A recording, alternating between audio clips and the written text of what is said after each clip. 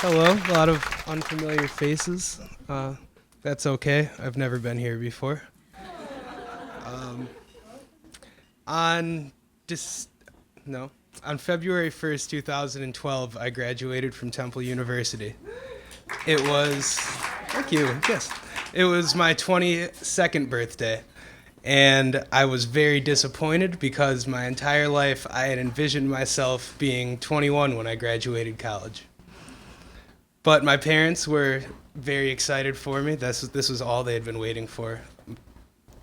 It's what my life had built to for them, and they came to the ceremony. They flew in from Phoenix, um, and we took pictures, and they met my friends, and we went out and we had hibachi by the river, and afterwards they left, and I, feeling that I had fulfilled my quota of being their son, got on my bike and I rode to my good acquaintance's house and I bought a large bag of marijuana. And then I pedaled myself back to my house and engaged in an evening of internet-based adult entertainment. Uh, when I was finished with that, it was October 2012. And it was nearing Halloween, and I met up with a friend of mine. Her name is Kristin, and she has this beautiful mind that works up and down and side to side, and it shows, in her paintings. And we had a thrilling evening at the Eastern State Penitentiary where we spooked ourselves, and afterwards we had drinks at a mutual favorite bar of ours called the Institute. And that night, we spent the night together, um, sharing in, yeah, sharing in and enjoying each other's company. And the next morning, I woke up, and she was gone.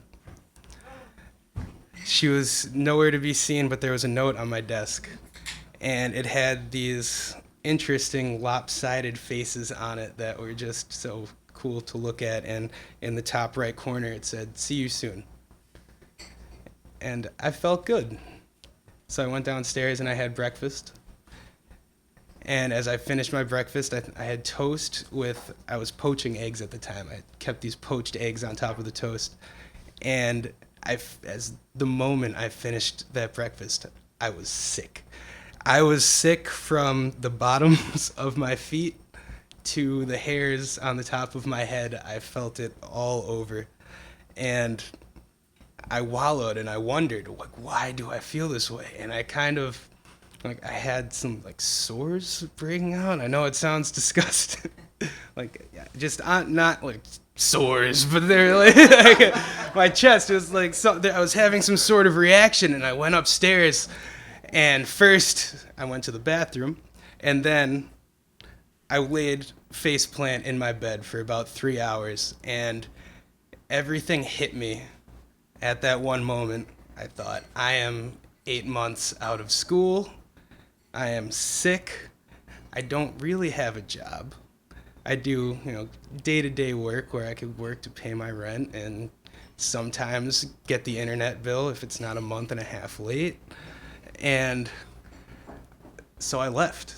I packed my backpack and I went to Scranton, Pennsylvania.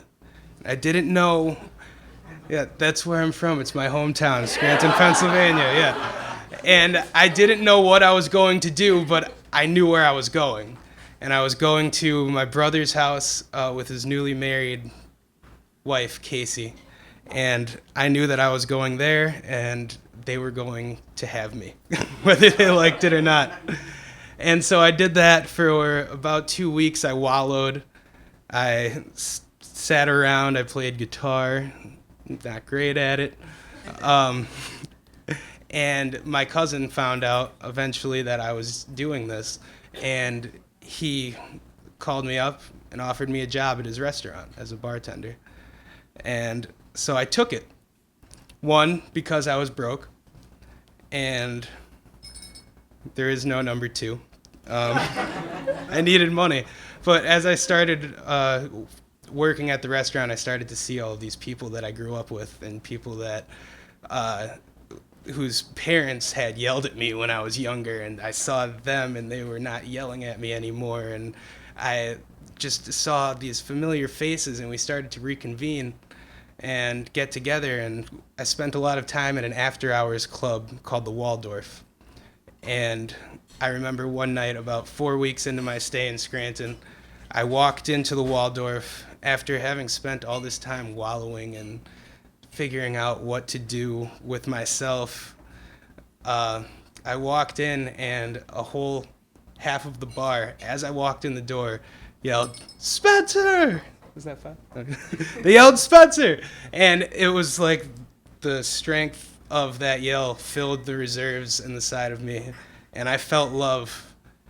Most importantly, I felt that I was loved and that I was able to love at that moment.